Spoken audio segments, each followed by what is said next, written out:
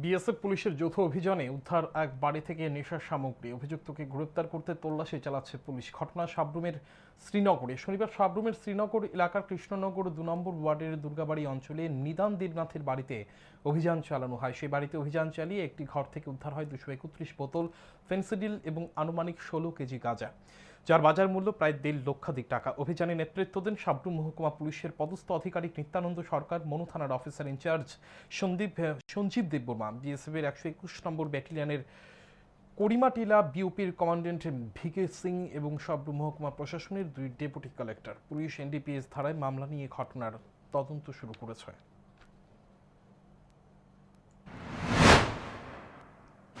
আমরা ঘরের তালা খুলে আমরা ঘরে সার্চ করি প্রসিডিওর অনুযায়ী। সার্চ করার পরে আমরা ঘর থেকে ১৫ কেজি ১৮০ গ্রাম গাঞ্জা এবং ২৩১ বোতল ফেন্সিডিল আমরা উদ্ধার করি। সেগুলি আমাদের যে নিয়ম অনুযায়ী এনডিপিএসের সেগুলিকে আমরা সিজার করি এক্সিকিউটিভ ম্যাজিস্ট্রেটের সামনে। আমরা এটা নিয়ে আসলে একটা স্পেসিফিক কেস রেজিস্টার করব এবং